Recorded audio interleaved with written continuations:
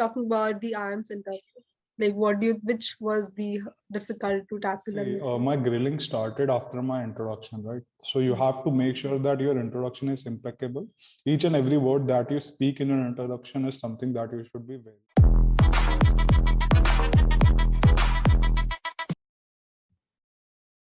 Hello everyone, welcome to CATKing. I'm Achal, and today we have Sagar with us, who is from FMS.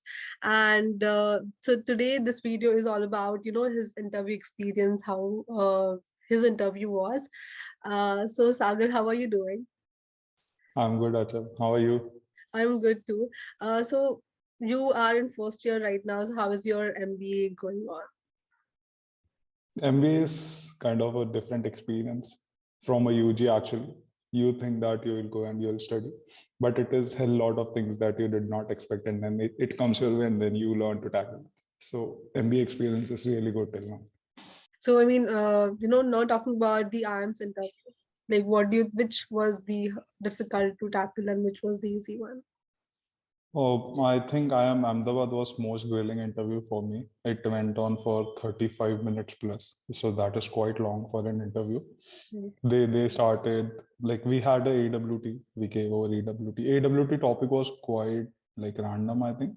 It was Virat Kohli took a leave when India was in need of captaincy because Anushka was delivering their baby. So it was that, was it a correct decision for Virat or not? And then we had to give our points. So that was the AWT topic. So it was like quite random, but since I was following cricket and also I was aware I could write it easily. And then moving ahead, the interview started with my introduction again. I gave my standard prepared introduction.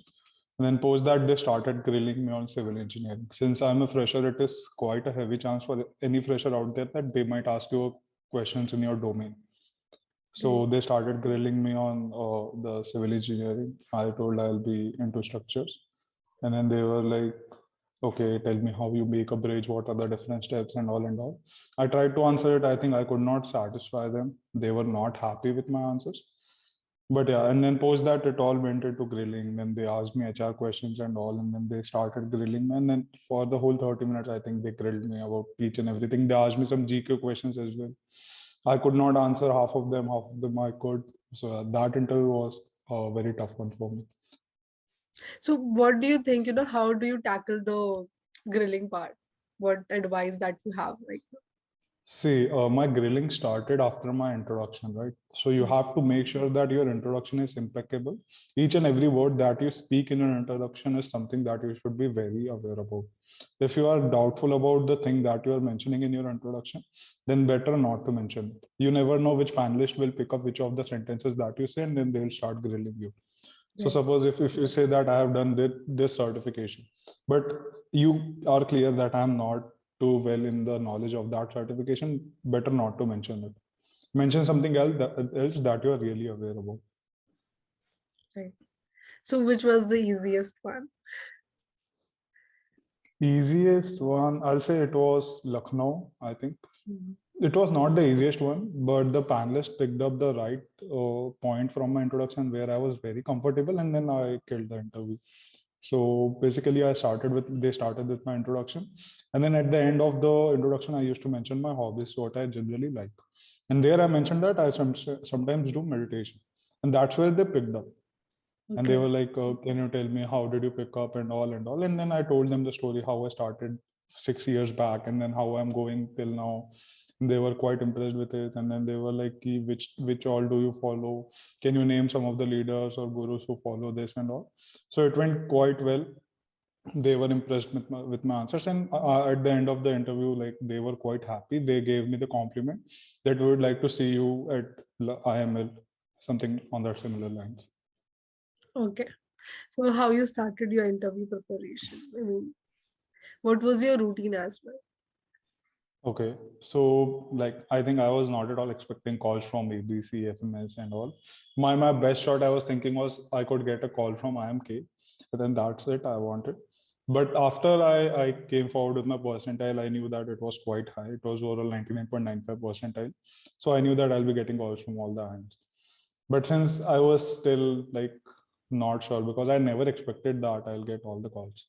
So I was not preparing for the interviews. But as soon as I started getting calls, so I enrolled in the course by CATKing, where I generally, like, they started off with the basic classes that happen 8 to 9 or 9 to 10 daily. I used to attend those regularly, make my notes. So that's where I think I started my routine. Before that, it was no routine because for CAT, I was giving 10, 12 hours. And for 6 months, I was pretty exhausted. So after that, I took a break, complete break. So I was not at all preparing. Because of that, my XAT really went bad. We'll talk about it later. But then I had no routine. But because of the CATKing course, I think I started up with attending classes, and that's where my routine began. So I'll attend the classes. Like my morning will start, like I'll wake up at 6 or 7. I'm a morning person. So I'll just go through the basic, like, news or reading in the morning, first thing in the morning, because I was too bad at GK and reading. So I had a, like, thought that I'll complete the thing that I'm worst at first thing in the day. So that's how I used to follow my CAT preparation as well, and that's how I approached my interview prep as well. And then post that, I'll attend my classes because I was in final year of UG, and then I'll do some assignments if I have to. Post that, I'll work on my answers. I'll write down all the answers. I'll see which points are good, which points are bad, and then I'll prepare an answer. And in every 3 or 4 days, I'll give a mock interview. Either schedule it with a CATKing mentor or someone who was preparing with me, a buddy kind of thing. So that's how I used to do. And then again, at night, I'll just attend the classes. I'll note down. And then I'll revise the notes, whatever I've written. So that's how my typical day looked like. So how was your mock PI and GD in CATKing? Yeah, so mock PI started off really bad. So I was not at all a camera person. I was anxious in speaking in front of anyone. My English was too bad, coming from a family background where no one is even graduate enough. I did not had an exposure to reading, education, anything at all. But because of that, in my first few interviews, I was like too nervous. I could not speak well. So it didn't go well, but I got the feedback where I'm lacking and where I'm good at. I was good at storytelling, but I was not good at presenting it. My stories were good, my points were good, but I was not presenting them well. So that's where I got the feedback and I started working on it. And that's how I think I improved one by one, and then my interview started going really well. Okay. So, I mean, what weird question that came along in the interviews? Can you just share a few and from which? Okay. Weird questions as per, I don't That you were remember. not prepared for. And I mean, which can be based on the same things, which was not at all expected.